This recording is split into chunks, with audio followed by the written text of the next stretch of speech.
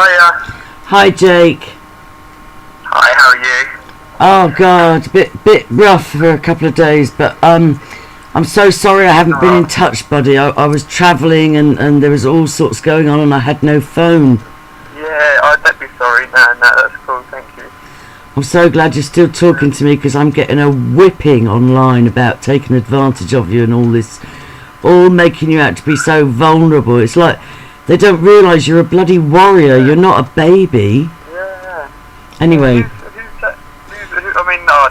worry. It's just drama. I think some of them are trolls, and some of them are just supporters that underestimate you. Yeah, I get you. Do you know what I'm saying? Well, some of them are sort of mother figures, and they're sort of like, oh, Jake's very vulnerable. Leave him alone. Leave him alone. You're taking advantage of him. You know, we've had this ever since I ever first connected with you. But I just keep saying you're underestimating him, and when he gets out, he'll tell you himself he's not a baby. He doesn't need to be babysat, you know. Yeah, that's what the excuses they're keeping me in here under. Yeah, I know. They're saying it's not. At least they're saying it's not delusional disorder now. Yeah, well done. Saying, they're aware that it's a cover-up. Majority. That's why I'm getting my doctor changed, because there's one. My doctor is basically the only person who's still. He's basically got very poor sort of translation skills in some ways. Like he finds it difficult to pick up sort of nuances. The nature of stuff. You know what I mean? Well, is he a different nationality? I'm not being racist, but is he a different nationality? Yeah, he's Indian or something. Okay. And there's lots of other nice Indians, and I'm hopefully getting it changed to the other Indian, which is a good doctor, a better doctor. I took my grandchildren to an audition for a Mel Gibson Sean Penn movie. Oh wow. Yeah, I think they got the job actually. They got a callback audition yesterday. But on the way to the audition, because in their lines it says something about Chinese people eat dogs, right? So then my grandkids, they're like 5 and 8, and they're saying, Nana, do Chinese people really eat dogs? And I said, well, some do, like, you know, Irish people eat cows. And then my daughter pipes up and says, well, in India they pray to cows. So halfway through the audition, my 5-year-old granddaughter says to the director, halfway through a scene, she says, do you know some people pray to cows? Oh, brilliant. And there's nice things happening. Oh, for sure. It's like, it's I keep getting to the point where I think, oh, this is too hard. And then something lovely happens, and I just think, oh, come on, we can put another foot in front of the other, you know? Brilliant. But, the only reason I asked not to upload is just, because they are using it against me here, my social worker. She's admitted that she's pursuing the police as to, she phoned the police last week and said, how far are you getting with investigating these, intimidation movies being made about Jake? Oh, that's good. That's good. See, everybody's different. My tactic is full on, like, you know, the more they intimidate you, the more high profile you need to go, kind of thing. Nilu's tactic is legal, and I know sometimes she seems crazy, but the thing is, both her dad and her stepdad were judges, and one of them's written a book about the British justice system and how corrupt it is, and it's. So I kind of just tipped my hat. At first I used to think, no, look, Nilu, they're just going to think you're stone mad. But actually her and Edward Elliot are making huge advances on the legal front. Edward Ellis. Yeah, is it Ellis? Yeah, he's quite eccentric, but he's quite genius. And sometimes the only way to get these people is on the legal side. Now there's some, I don't know how much, you're not allowed to look on, you've only got your phone, right? And they've taken your laptop back. Yeah, it's just an old phone. It's not got it's just like 2D, not 3D, no internet or anything. Okay. No camera. And tell me the thing about because I got a little private update from Nilu. She didn't update it, you know, publicly. She just inboxed and said that, you know, you said that she could help you, but if she didn't say God and stuff like that, and you got into a bit of a theological debate, and then you said you didn't need her to help you, so she was a bit upset, but she says she honoured that. So no, I'm sorry, last night, that was last night, she spoke to me, and I just, in the end, I just said, because she's already phoned my nurse, Francis, and said that all the nurses are corrupt here, and it's like, with the amount of, they're very arrogant, you know, and my parents, I've already got my parents half involved, and now I've told my parents to back off. Good. So I don't mean to be rude, but good. Yeah. I'm sure they love you. I'm sure they love you. It's just they've never kind of got it. They've never. I don't know them personally, but I just feel like I can't give them. Yeah, I can't give them any extra love. I told them today they turned up to my ward round doctor meeting, my weekly meeting with the doctor. Yeah. And thankfully the doctor was off for whatever reason today. Yeah. He was ill, and then. Yeah. Well, you're an adult. Yeah, you're an adult. You're allowed to screen who is in your business. Do you know what I'm saying? It's your life. You're 28. This is what I keep saying to people. Stop, because they're doing the same with me a little bit. They're trying to make Rupert out as the big bad villain, and poor Angie, poor stupid Angie, and poor vulnerable Jake. And it's like, how could you be so condescending? Do you know what I mean? This is just a drama in your own heads that you're making this. But tell me about as well, and this again, Neela only told me this privately. Tell me about the Asperger's thing, that they're downgrading it from delusional, and now they're saying Asperger's. Tell me about that. Yeah, well, it's because, partly because I went to the doctor just after my birthday this year, in January. Yeah. It was like 2 days after my birthday or something, so I was, still, in some ways it was silly, because I looked up what the symptoms were, and knowing already that taboos, like the social taboos is one of the symptoms, like that you don't see certain social taboos. I thought I'd use that to my advantage, because no one wanted to talk about this child abuse thing. Every time I mentioned it, oh Jake, don't talk about that, or if it's what you're interested in, you go and do that, but I don't want to talk about it. Yeah. And so I thought, right, so I thought I'd use the social system money, you know. I thought I'd go there, and I overplayed my lack of eye contact and my sticky hands a little bit. Okay. It was silly of me in hindsight, but... No, but the thing is, the lovely thing is, I find, because we're human and we fuck up, right? But the lovely thing is that because our intentions are good, I believe that God turns even our mistakes and he flips them and make them help again. He flips them to good. Because I see that. I can beat myself up so much, like, oh, I did this really wrong, I really messed up, oh, I really shouldn't have done that, now I'm going to give up, you know. And then if I kind of get over myself, somehow it turns round for good, you know. Yeah, ever forgiving. If we're willing to change, because I didn't want to. I mean, I think honesty all the way is best, ideally. But the people, they're ready to. I don't hate everybody, and I don't agree with the tactic of, oh, you're all corrupt, you're all bastards, you're all this, you're all that. I love people, I can't help it. I even love the bad guys. I told my mum and dad today, I said, I love Ricky Dearman as equally as you. And I said, I sent them, I read out the text that I sent to Neela this morning, because Neela was asking for doctor names and stuff. And in the end, I sent her something to do with the astrological sort of aspects of Saturn and the number 7, the S even, and all this. And I know it's too much, it's not what you want to hear at the moment, so I won't go into it, and she didn't want to hear it. But my tactic is to empower people to not be fearful of these groups. They are just a child abuse gang. Yeah. They call themselves a satanic cult to keep people afraid. Yeah, well, we can catch up on that. I'm going to tell you some news on that in a second, but so I'm clear now on the Asperger's thing. You're so like me. You're like just trying to find an angle and an angle and an angle. Well done.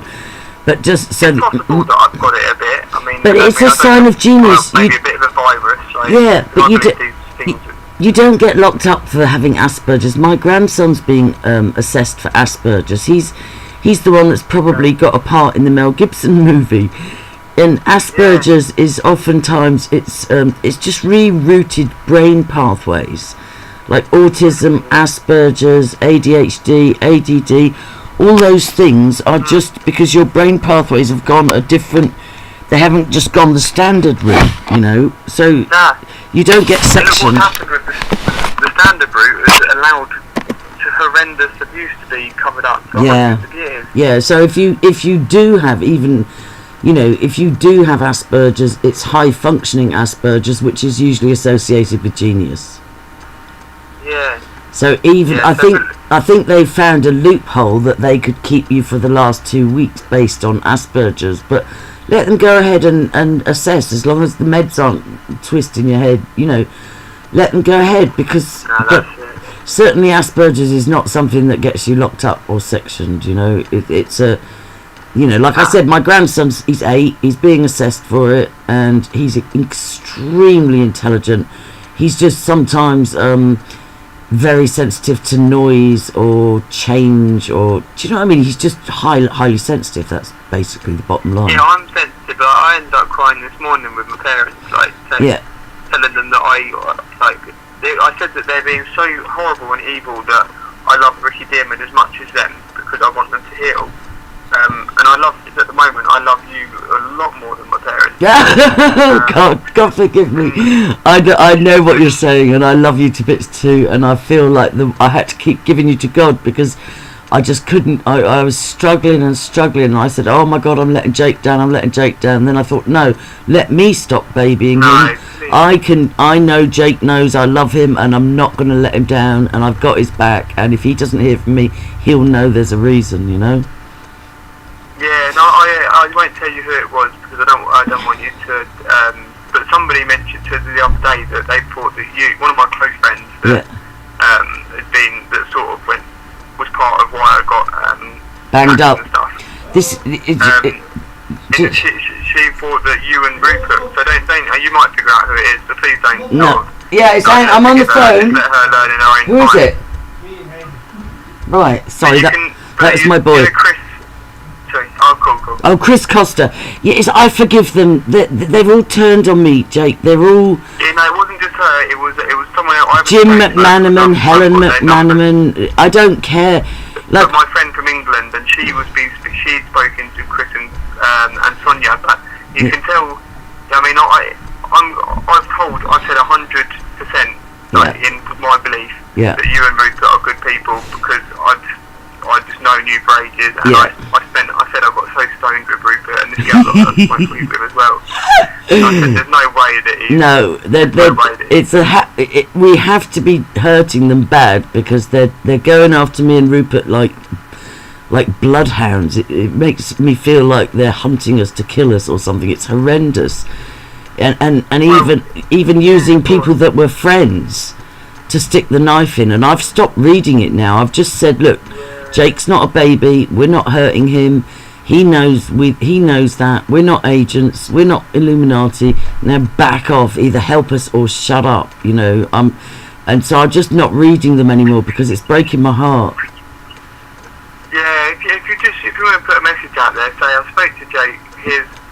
He wants anybody that can do anything if it's with his name and it helps children. And I'm in tears. I'm on the verge of tears. I probably cry like once or twice a week now. It's good for you. It's good for you. And it is. It's healthy. It is. And you can say that. You can say Jake said he's crying every couple of days. If from what he could do out of the hospital, at the moment they want to track me. When they get out of here, they're trying to suggest that we'll be keeping tabs on you and we can bring you back in at any time. Yeah, so they're trying to shut you up. It doesn't make, if I'm in here, I'm in here, then if they're going to talk about doing that, I've been offered a boat to go and live on, but if I've got to stay in contact with they can't tag you. You can't be forced. The only diagnoses to avoid, they can track you if you're schizophrenic or I don't know about bipolar, but certainly schizophrenic. They can kind of track you down and force you to take injections and stuff like that. I would be gobsmacked if they get a legal right to keep tabs on you and threaten you with resectioning with an Asperger's, even if they succeed in getting an Asperger's diagnosis. But cool, that's the route I need to go down. Yeah, they can't tag you for that. And in a way, I did what you did with the Asperger's. I did it with appendix. I had an exam at school when I was 12, and I hadn't revised, and the teacher was very strict. So I said to my mother I had tummy ache, And when she said where, I just pointed random. I only ended up going in an ambulance to hospital, and they took my appendix out. Wow. And so I wonder if I should have said, maybe you should wait to say this till you get out, right? If they try and do this tagging thing, maybe when you get out, you say, look I never did have an Asperger's diagnosis. I'm glad you enjoyed, assessing me for it, but the truth is, I was trying to think of an angle where people would listen to me on subjects that are difficult to listen. I don't know, but all I'm saying is... no, that's 100%, mate. That is exactly what I need to say. Yeah, because I got my... Like I said, I got my appendix out because I didn't own up. Oh, my dear. I can't even begin to imagine. I was in hospital. In those days, it was a big operation. They kept me in for 3 weeks. And the teacher brought the entire class of 30 pupils to visit me, and they all chipped in and bought me but I felt so ashamed because I was lying. What did they buy you?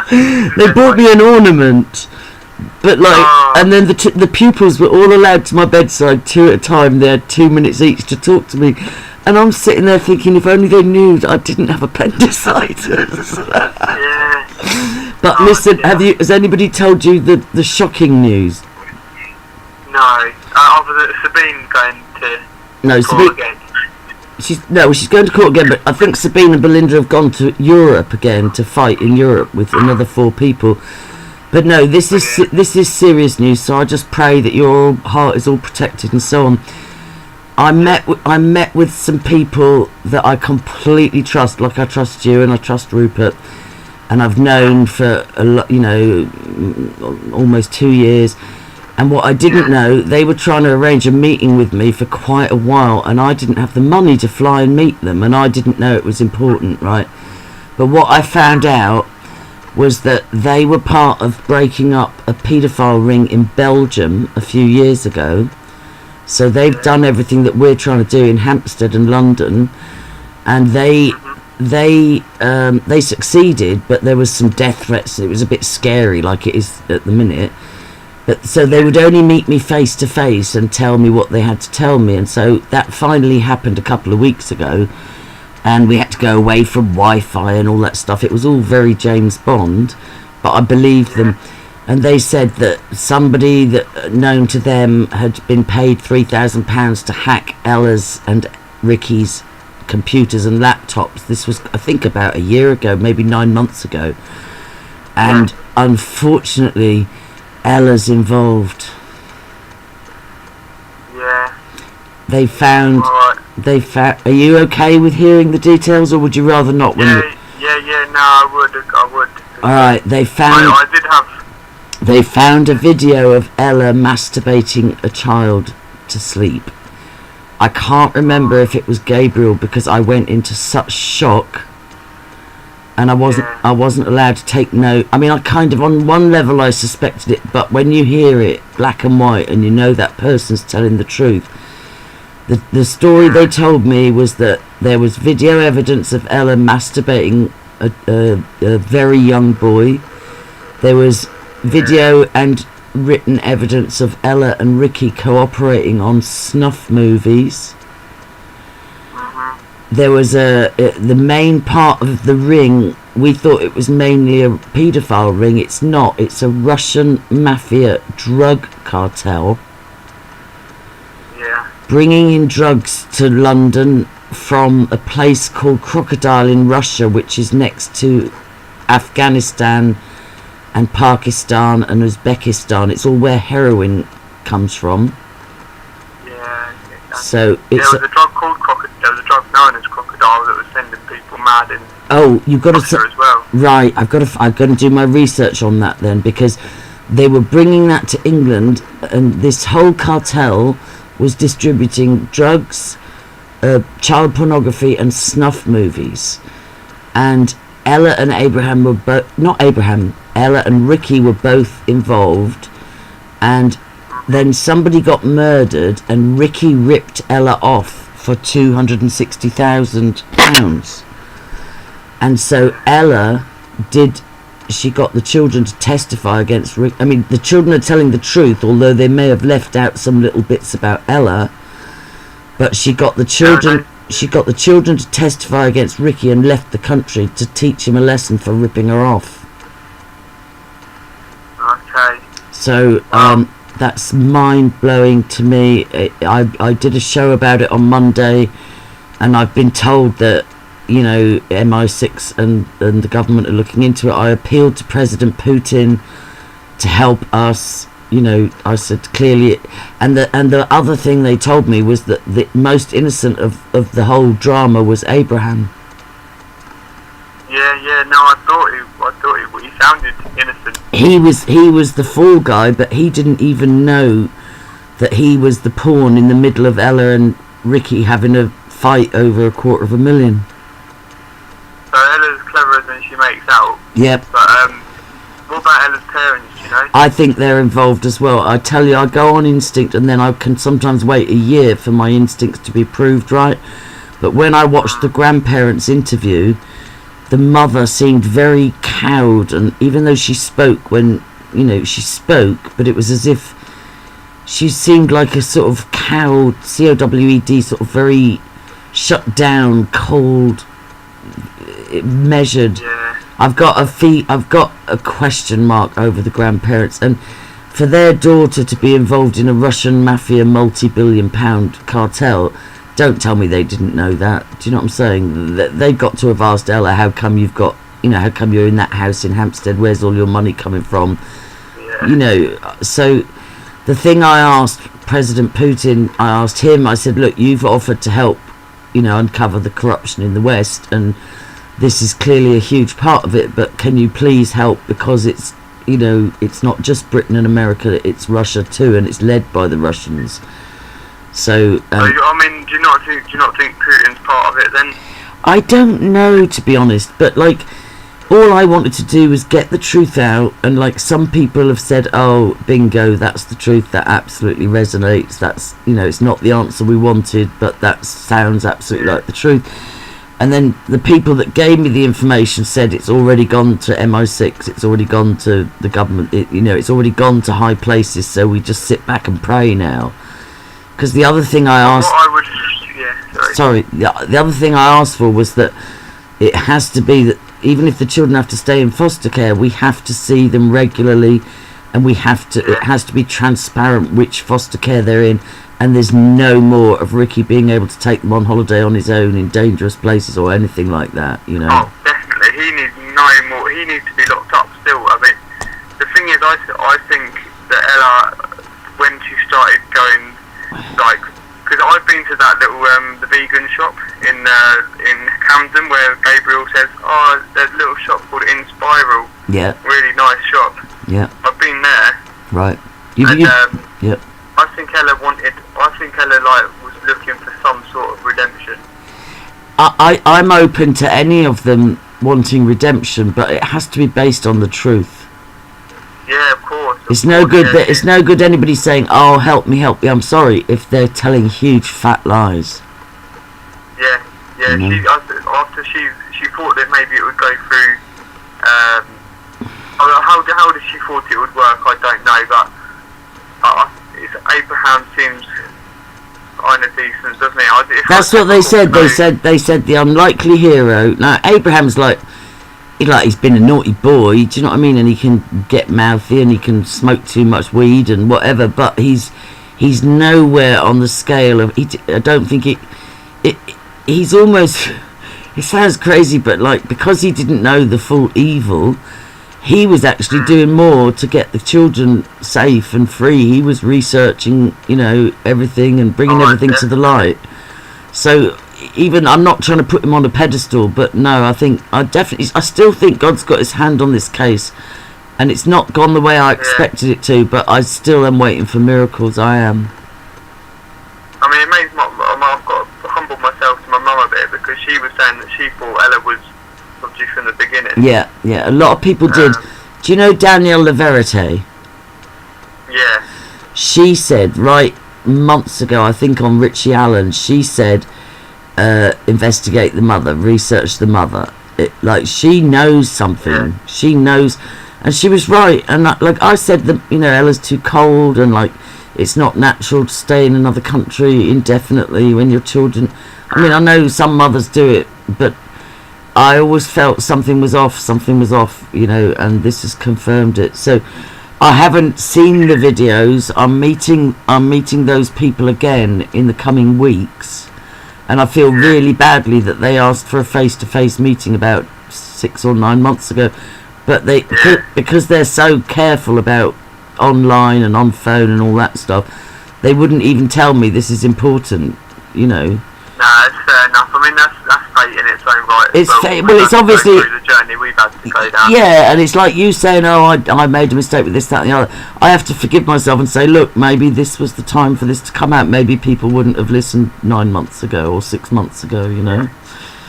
So that's the update from my end, and you know, just I've got, this is my English phone again. Never mind what I've been through. I'm going into hospital tomorrow just for a colonoscopy. So I've got to start fasting now, and I've got to go and have a sort of slight anaesthetic. I'll be all right. Just pray for me that nothing untoward, you know, no funny. What's that? Is that an actual operation? No, it's just a horrible camera where cameras have no right to be.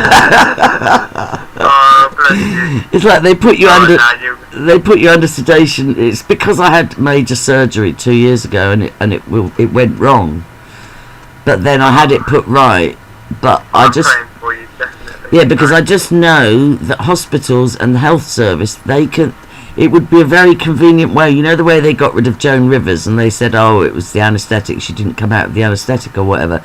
I'm just praying that nothing, I mean, I have faith in God, but I'm just praying that no evil plans can come to pass. I'm only going in, I'll only be in for about 4 or 5 hours, you know, or 6 hours. Your child going? Yeah, my son, my 22-year-old, he's going to drop me and pick me up, and I'll be fine, because we're not going to die, because it's not our time. We've still got work to do. No. I've been putting off my paranoia. I've been putting off going back for my eye operation for about 4 years or something, because I just didn't. I've been going through this whole thing about all sorts of other potential mind control stuff and different. But I don't think it's paranoia. You know, I sent my youngest to Florida for stem cell surgery a year ago. His eyesight's worse. Oh, okay. It was supposed to be a miracle cure. We raised $25,000 to send him. He had his checkup a few days ago. His eyesight's half or 2/3 worse. Well, I believe that this stuff is related. There's a really excellent book called Your Body Speaks Your Mind by Deborah Shapiro. Right. And it's like my Bible now. Okay. I believe eyesight is it's if we don't like what we're seeing, and if we can learn to love what we're seeing in terms of what our karmic lessons are. Wow. If you mention that to him, say, just, I know this is terrible, it's horrible, the ugliness that we've now, that has become to light, but at least we're seeing the truth, and it's not a false. Yeah, well, he loves his, because his eyesight's always been bad, all his other senses are highly developed, and he's training to be a physical therapist, and so he's very, his sense of, he's really got healing hands, and all his other senses are highly developed. But that's very interesting what you said. I might see if I can get that book. So is there any... Shapiro, S-H-I-P-R-O. S-H-A-P-I-R-O. I-R-O. Yeah, like Helen Shapiro. All right, sweetheart. Yeah, you'll find it. No, of course I will. And you go for your credit, yeah. Sorry, I've been... No, it's all right. I'm just wondering, is there anything else? Have we left out anything? No, just the other thing was just that there's obviously, regardless of going to the mind control victims, being Ricky and Ella, like all this it's on a level of it's global ignorance, which has allowed politicians to keep covering it up. There's royal courts of justice. It's the policemen that I want to be investigated. Yeah. Steve Martin. Yeah.